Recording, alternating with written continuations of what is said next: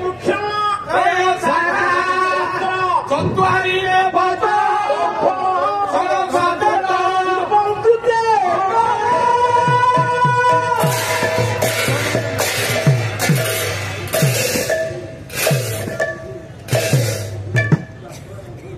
संस्कृति संपन्न उत्कल माटीए जे उत्कल प्रदेश रे कलार उत्कर्षता लाभ कर सब कला भितर पाला कला हूँ श्रेष्ठ कला जहा 47तम राज्य स्तरीय सम्मिलन नीलाचल निखिल उत्कल पाला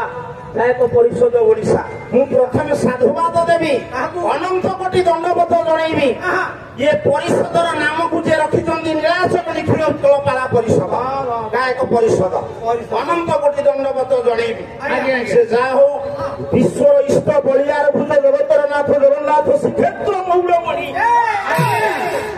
पदाब्जर अनंत कोटि दंडवत जन सारा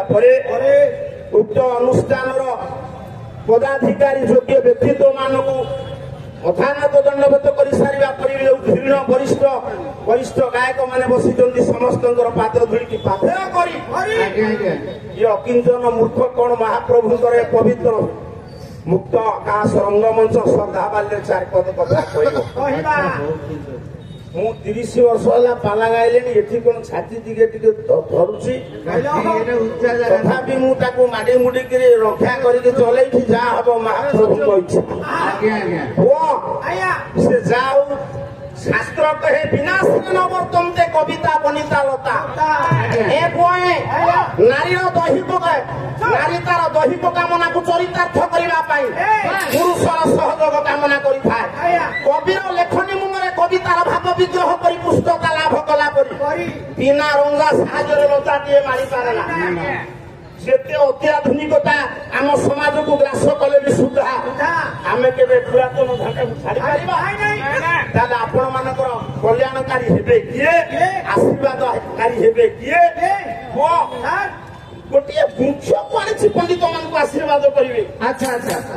जगन्नाथ धाम को आसिले जगन्नाथ आशीर्वाद न करी ठाकुर को आनी नहीं ठाकुर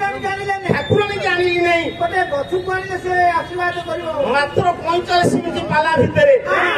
से वृक्ष को आह्वान कर उपस्थित हो समस्त आशीर्वाद कर आशीर्वाद कर जदि प्रकृत तू भल मनीष हबु समाज प्रतिष्ठित हाँपाई चाहूँ ताहले तू गोटे काम कर गछ को गुरु कर ये दुनिया रे गछ को जी गुरु करी नहीं से तार भविष्य उज्जवल ना शिक्षा देखा गोटे कथा ते पचारुची गेरुआ मत कह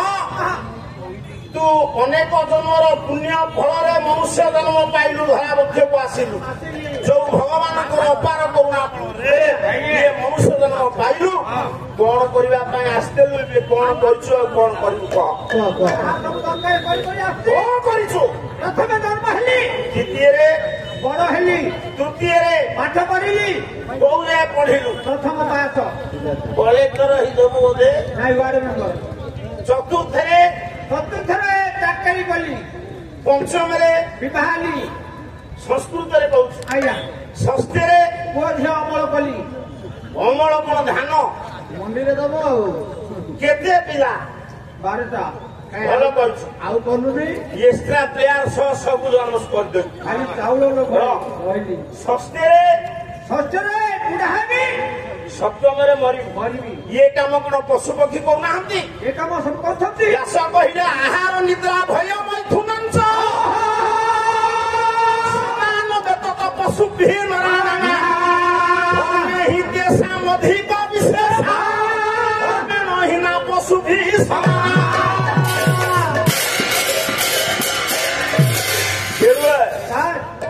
आमे माने बचिबा खाऊे पशु पक्षी माने आमे माने शोचे आम मानकर भय अच्छी आम मानकर मैथुन अच्छी पशु पक्षी मैथुन अच्छी आम मानकर मरण अच्छी मरण अच्छी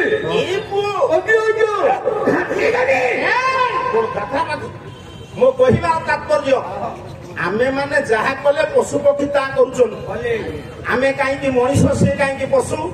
ସେମାନଙ୍କ ଠାରୁ ଆମର ଦିଟା କଥା କମିବାରୁ ଆମେ ହେଲେ ମଣିଷ କୋଉ ଦିଟା କଥା କମିଛି ଆମର ଥଣ୍ଟ ନାହିଁ କି ଲାଞ୍ଜ ନାହିଁ 4.5 କୋଟି ମଣିଷ ଓଡିଶାରେ ସେଇ ବାପା ସେଇ ମା ତିନି ପୁଅ କାହା ମୁହଁ କାହା ସାଙ୍ଗରେ ମିଶିନି ପଶୁ ପକ୍ଷୀଙ୍କର ଦିଟା କଥା ଅଧିକ ନୁହଁ ଆଉ ମଣିଷ ଭିତରେ ଗୋଟିଏ ଗୁଣ ଅଧିକ ଥିବାରୁ ଆମକୁ କୁହାଯାଇଛି ମଣିଷ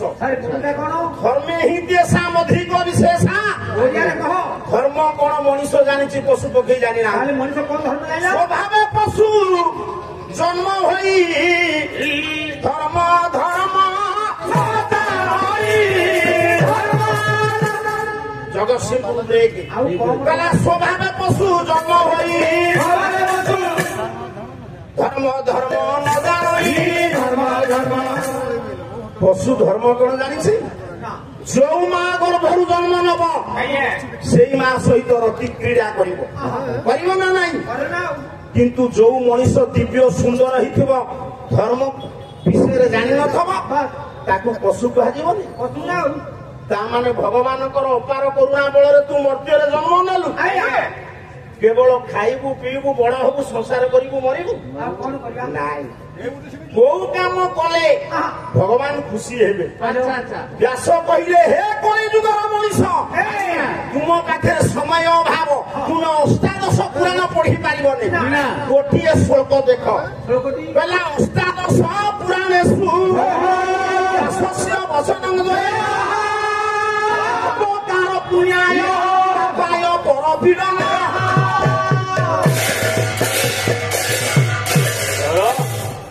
ପରର ଉପକାର କରିବା ପୁଣ୍ୟ ଆଉ ପରର ଅପକାର କରିବା ହଉଛି ପାପ ପରର ଉପକାର ତୁ କରିବୁ ଶିଖିବୁ କାହାକୁ ଗଛକୁ ଯିଏ ଗୁରୁ ନ କରିଛି ସେ ମଣିଷ ହେଇପାରିନି ଗଛ ଉପକାର କଣ କରିଛି ଅବଧୂତ 24 ଗୁରୁ କଲେ ଯାହାଠୁ ଶିଖିବ ସିଏ ଗୁରୁ ଆଜି ସୁଦର୍ଶନ ମଉସା ବସିଛନ୍ତି ଏତେ ବୟସରେ ସେ ଯେତିକି ଆକ୍ଟିଭ ଆମେ ନୁହଁ ସେ ଡେଇଁ ପାଉଛନ୍ତି ସେ ପାହାଚକୁ ମୁଁ ଏଠୁ ପ୍ରଣାମ କରୁଛି ଭଗବାନଙ୍କୁ ଡାକୁଛି ଆପଣ ସେମିତି ଥାଆନ୍ତୁ ଏ ପୁଅ ମୋ କହିବାର ତାତ୍ପର୍ଯ୍ୟ ଗଛକୁ ଗୁରୁ କରିଛୁ ନା ଗଛକୁ କାହିଁ ଗୁରୁ କରିବୁ ତାର ଗୁଣ କଣ ଅଛି ତତେ କେତେବେଳେ ତୋ ବାପା ମା କହିବେ ଧନ୍ୟ ତତେ କେତେବେଳେ ତୋ ଗାଁ ଲୋକ କହିବେ ଧନ୍ୟ ତତେ କେତେବେଳେ ଓଡିଶା କହିବ ଧନ୍ୟ ଭାରତ କହିବ ଧନ୍ୟ ଗୋଟିଏ ପଦ ଗାଉଛି ଶୁଣ ଜଗନ୍ନାଥ ଦାସ ଭାଗବତ କହିଲେ ଧନ୍ୟ ଜୀବନ ଇଏ ଜଗତେ ପ୍ରାଣ ଧରେ ସେତିକି ବେଳେ ତୁ ଧନ୍ୟବାଦ ଦେବେ ତତେ ଯେତେବେଳେ ତୁ ପରର ହିତ ସାଧନ କରିବୁ ପର ଉପକାର କଲେ ହବ ନା ଇଏ ଦୁନିଆରେ ଆପଣଙ୍କୁ କେତେବେଳେ ପୂଜା କରିବେ ନା ପର ଉପକାର ଯେ କରେ ଧନ୍ୟ ତାର ଜୀବନ ଧନ୍ୟ ତାର ଜୀବନ ପର ଉପକାର କରେ ଯେ ଧନ୍ୟ ତାର ଜୀବନ ମରତେ ଦେବତା ସିନା ସେ ପୂଜେ ଦେବତା କହିଲେ ପଣ୍ଡିତେ କଣ ଆମେ ବୁଝିବା ନା ଯାହାଙ୍କ ଭିତରେ ଦିବ୍ୟ ଗୁଣ ଅଛି ସେ ଦେବତା ସୂର୍ଯ୍ୟଙ୍କ ଭିତରେ ଅଛି ଦିବ୍ୟ ଗୁଣ ଚନ୍ଦ୍ରଙ୍କ ଭିତରେ ଦିବ୍ୟ ଗୁଣ ପବନ ଭିତରେ ଦିବ୍ୟ ଗୁଣ ବରୁଣଙ୍କ ଭିତରେ ଦିବ୍ୟ ଗୁଣ ଯାହା ଭିତରେ ଦିବ୍ୟ ଗୁଣ ଅଛି ସେ ଦେବତା ଆଜି ଦିବ୍ୟ ଗୁଣ ଥିବାରୁ ଗାୟକ ମାନେ ପୂଜା ପାଉଛନ୍ତି ହରନାଥ ପୂଜା ପାଉଛନ୍ତି ମାର୍କଣ୍ଡେୟ ବାହିନୀପତି ପୂଜା ପାଉଛନ୍ତି ନିରଞ୍ଜନଙ୍କର ପୂଜା ପାଉଛନ୍ତି ଦିବ୍ୟ ଗୁଣ ଥିଲା ମୋ କହିବାର ତାତ୍ପର୍ଯ୍ୟ ଦିବ୍ୟ ଗୁଣ ଯାହା ଭିତରେ ନାହିଁ ସେ ଦେବତା ନୁହଁ ଆମେ ମାନେ କେତେବେଳେ ପଢିଛେ କି ଦେଖିନେ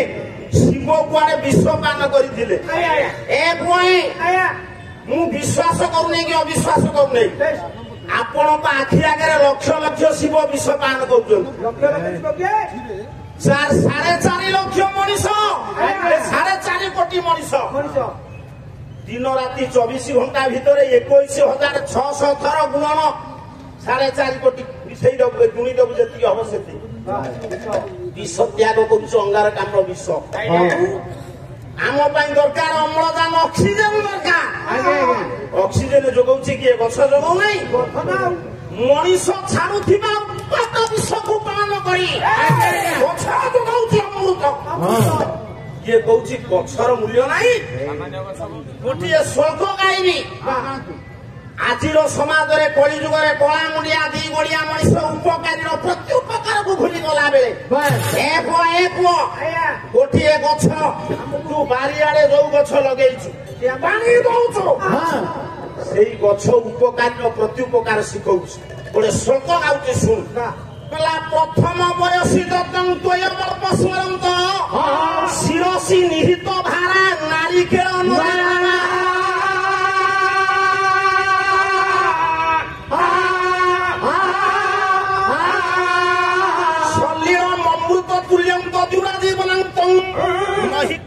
ଉପକାର ସାଧବ ବିସ୍ମରନ୍ତି।